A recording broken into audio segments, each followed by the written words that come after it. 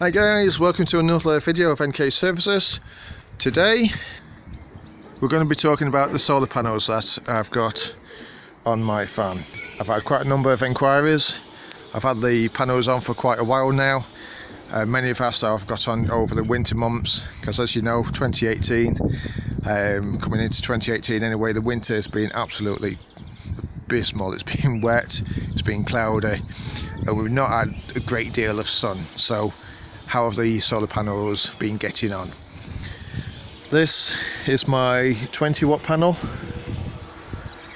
This one is my 50 watt panel, and the smaller one is my 12 watt panel. How have I got on? I've then wired up here. You can see here my 50 and my 20, so I can turn them on individually if required. However, I have them connected in parallel here. In parallel, I'm keeping the same voltage, but I'm doubling up on the amps. That runs into my MPPT controller, but it first runs through this voltmeter, so I can keep a steady check on it, see how it's going on. Today it's a day off, so I'm just parked up. I could do with parking better, but my batteries are full, so I don't need to. At the moment it's just drawing very little. It's fluctuating because it's quite cloudy. This is the conditions of the weather today. It's been raining all morning. The sun's now joined us, but it is quite cloudy. Okay, so what are we running at? So it's fluctuating quite a bit, but it's not a full amp yet. If I was to park more central to the sun, then that would be shooting up to 1-2 amps. This one is what's coming from my MPPT controller, coming through here. Okay, so you can see that that's increasing it to at least 0.52,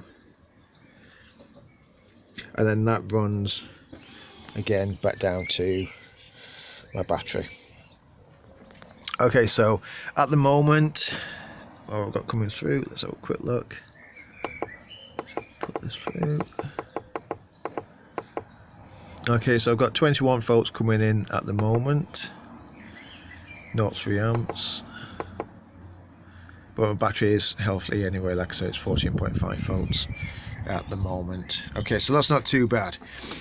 So what's it been like over the winter months though? Because like I said, it's not always been sunny starts like today. I have, however, coming back to that, I have found angling my panels to be slightly better than keeping them flat on the roof. Okay, winter months. The winter months have been quite rubbish. Pulling in less than maybe 1 amp hour. Pulling in maybe 1.5 for a full day in the sun. Obviously, I'm going to be using more amps than that during the course of a day working.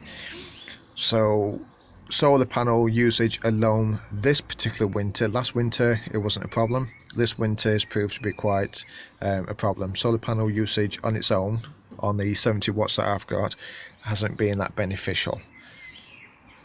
How I've worked around this particular fan did have an orange strobe light. It used to be a council van. Someone took over it and fitted these, so I've got switches that operate several connections in the back. For instance, I've got a vent in the back there. This one, the wire that went into the back, I've now got running, I don't know if you can see this, running down here. This little thing here is a blocking diode, so it means that the current can only go one way. This is connected to my main leisure battery that operates the pump. Now, because that can only go one way, that means that my fan battery isn't drawing power from my leisure battery. It's only a one-way feed. So during the course of winter, I have both my solar panels and the fan battery connected to my leisure battery. So when I am making these slightly longer trips, because I mentioned I don't do the mileage to warrant a split relay charger, so that's why I've set up the solar panels. However, this particular winter on my longer trips, I'm able to use both solar and the fan battery to charge up while I'm driving some of the longer distances, and that has kept my battery nicely topped up. So a combination of both has been beneficial for me. But that's also just simply using a split diode, and that was like 30 pence, not even that actually, I think it was 30 pence for 5 of them. They are really cheap. Okay, so that is what I found beneficial for this winter.